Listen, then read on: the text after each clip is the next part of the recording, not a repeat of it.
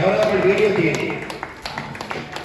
మన ప్రముఖ కవి బండ్ల తారకేష్ గారి యొక్క ప్రథమ కవితా సంపుటి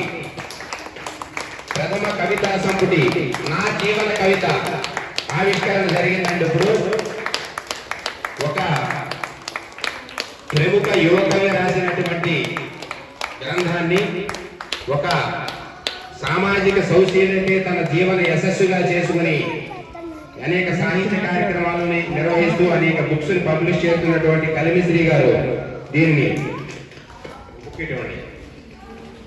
ఆవిష్కరించడం చాలా బాగుంది.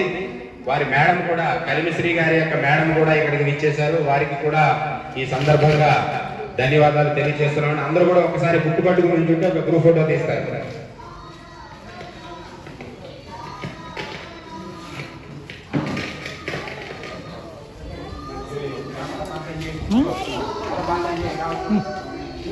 హలో, ఇక్కడే ఉన్నాను. చీరాలి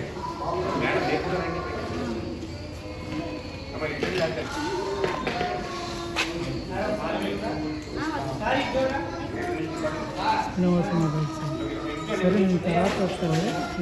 బయలుదేరబడి చేస్తాను. సరేనా?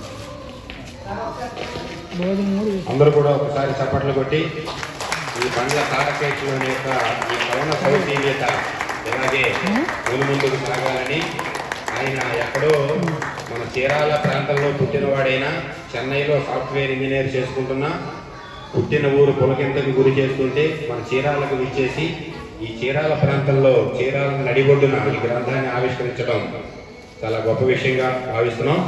ఇప్పుడు ఒకసారి అది వీడియో తీయండి సార్. ఇది టీవీకి పంపించాలా? టీవీకి పంపించాల్సినటువంటి అరుదైన దృశ్యం. ఒకసారి వీడియో తర్వాత పార్టిసిపెంట్స్ అందరినీ కూడా ఒకసారి కవర్ చేయండి. ఇప్పుడు కలిమిశ్రీ గారి గురించి ఒక 2 మాటలు చెప్పాలండి. కలిమిశ్రీ గారు సహృదయ శేఖరులు, మంచి వక్త, మంచి రచయిత. నవమల్లెతీగ అనే ఒక మాసపత్రికని, సాహిత్య మాసపత్రికని వారు నెలకొల్పి అనేక మందిని ప్రోత్సహిస్తున్నటువంటి మహనీయులు.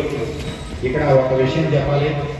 మన ఆంధ్రదేశం 2గా విడిపోయిన తర్వాత మన పత్రికలు కానీ జర్నలిజం అంతా కూడా హైదరాబాద్లో ఉండి మన ఆంధ్ర